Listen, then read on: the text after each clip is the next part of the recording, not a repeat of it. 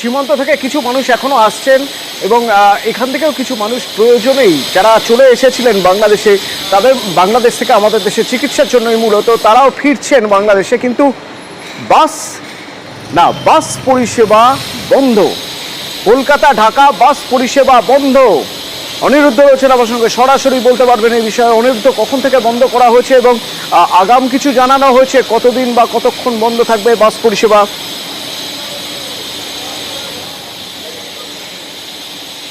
অতনু, তোমাকে জানিয়ে রাখি যে পেট্টাপোল বন্দর দিয়ে প্রতিদিন 5,000 যাত্রী যাতায়াত করতো স্বাভাবিকভাবে, এবং এই বাংলাদেশের অস্থিরতার কারণে, বাংলাদেশের আন্দোলনের জেরে প্রায় 6-7 দিন ধরে অনিয়মিত হয়ে পড়েছিল।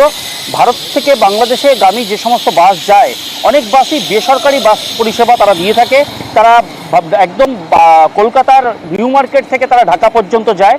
তেমনই একটি বেসরকারি বাস সংগঠনের পক্ষ থেকে তারা আজ নিউ মার্কেট থেকে রওনা দিয়েছিল, কিন্তু পেট্টাপোল আসার পরেই তারা কিন্তু আর বাংলাদেশগামী যেতে পারলেন না। যাত্রীদেরকে এখানেই নামিয়ে দিয়েছেন। তার কারণ তারা জানাচ্ছেন যে বাংলাদেশে গেলে তাদের যে নিরাপত্তা, সেই নিরাপত্তা সুনিশ্চিত করতে পারছে না বাংলাদেশের পুলিশ বা বিজিবি। সেই কারণেই তারা এই পেট্টাপোল বন্দর পর্যন্ত এই যাত্রীদেরকে নিয়ে এসছে এবং পেট্টাপোল বন্দরে এসে যাত্রীদেরকে ছেড়ে দিচ্ছে, যার ফলে যাত্রীরা সমস্যার সম্মুখীন হচ্ছে। এবং বাস কর্তৃপক্ষ, বাসের ড্রাইভার কিন্তু জানাচ্ছেন যে তাদেরকে নিউ মার্কেট থেকে নিয়ে এসেছিল এবং তারা এসে এখানে জানতে পেরেছেন যে ওই দেশে যাওয়ার মতন পরিস্থিতি নেই, সেই কারণেই তাদেরকে এখানে নামিয়ে দেওয়া হচ্ছে। কিন্তু বাসের যাত্রীরা জানাচ্ছেন যে এর ফলে তারা ব্যাপক সমস্যার সম্মুখীন, কারণ একটি বাসে তারা নিউ মার্কেট থেকে উঠেছিল, তারা ভেবেছিল ঢাকা পর্যন্ত যাবে। তাদের দেশের অস্থিরতার কারণে তারা পেট্টাপোল থেমে গেল এবং এই বাসের পরে তাদের আবার ওপারে গিয়ে অন্য কোনো মাধ্যমে তাদেরকে পৌঁছাতে হবে ঢাকাতে। তা নিয়ে কিন্তু যথেষ্ট চিন্তিত তারা। অতনু, ধন্যবাদ। এটা হচ্ছে নিউ মার্কেট থেকে ঢাকা কমলাপুর। খবর পেয়েছিলাম যাওয়ার কথা, এখন যা খবর পাচ্ছি ওপারেও পুলিশ আমাদের পরিষেবা দিচ্ছে না। কি রিস্ক নিয়ে আমরা যেতে পারছি না। প্যাসেঞ্জারদের তো হয়রানি হতে হচ্ছে। প্যাসেঞ্জার হয়রানি তো হবে, কারণ এখন এত বড় একটা গন্ডগোল, তাদেরও সমস্যা। আমারও তো জীবনের দাম আছে। পরিষেবা ব্যাহত ব্যাহত। আমরা ডিরেক্ট যাওয়ার জন্যই তো এখান থেকে বললো, এই জন্য আমরা আসলাম এই বাসায়। কলকাতা থেকে কোথায় যাবেন?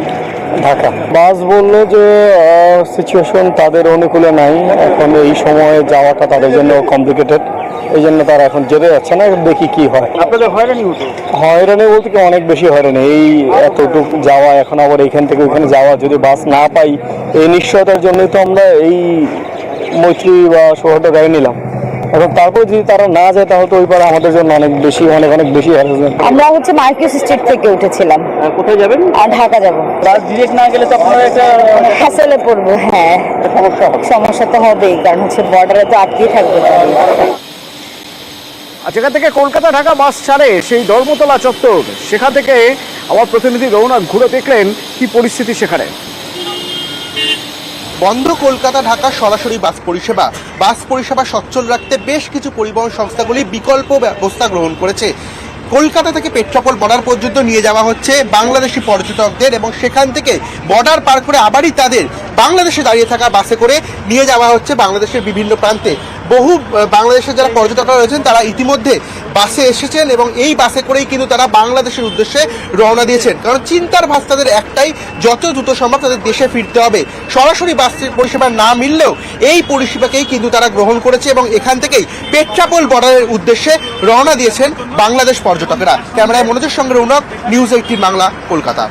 গতকাল বাংলাদেশে ফেরার কথা ছিল, ফিরতে পারছি না। সন্দেহজনকভাবে বর্ডার খোলা কি খোলা না, বাসে ফেরার কথা ছিল। এখন কাউন্টারে আসছি, তারা বলতেছে আমরা বলতে পারতেছি না বা বর্ডার খোলা কিনা।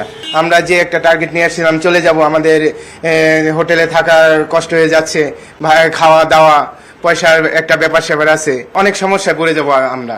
বাংলাদেশ থেকে ইন্ডিয়া ভালো মতো আসা হয়েছে, কিন্তু ইন্ডিয়া থেকে বাংলাদেশ যাব এটার পরিস্থিতি অনেক খারাপ। তো আমরা ঠিকমতো বাস পাচ্ছি না, তো ঠিকমতো যেতেও পারছি না। অর্থনীতিকে একটু ঘাটতি দিতেছে আমাদের। দুর্ভোগের কথা আর কি বলবো, কপালে যা আছে তাই হবে। তো এখন সরকার পতন হয়েছে, এই বিষয় নিয়ে একটু ঘাটাঘাটি না করে আমাদেরকে দেশে যাওয়ার সুযোগ করে দিলে বেটার হইতো। আমরা এখানে আসছি, এখান থেকে আসার পরে টিকিট পাচ্ছি না, যেতে পারিনি, এখানে থেকে গেছি। কালকে বলতেছে মানে এখান থেকে গাড়ি ছাড়বে, মানে বাংলাদেশে গাড়ি যাচ্ছে। তো টিকিট করছি।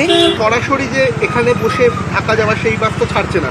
না, এটা যাবে যে বেনাপুল পর্যন্ত, বেনাপুল থেকে ওইখান থেকে মানে গাড়ি ছাড়বে। বর্ডার পার করে হ্যাঁ। এটা করে দুর্ভোগের শিকার হতে হচ্ছে না, মানে এখন করার তো কিছু নাই, এটা আর এখন কি উদ্দেশ্য একটাই, যত দ্রুত সম্ভব দেশে ফেরা যায়। দেশে ফিরে যায়। এই বাস কর্তৃপক্ষ বলেছে তারা এখান থেকে বর্ডার পর্যন্ত যে ওই পাশ থেকে আমাদেরকে একেবারে নিয়ে যাবে আরামবাগ পর্যন্ত, মানে কোন বর্ডার?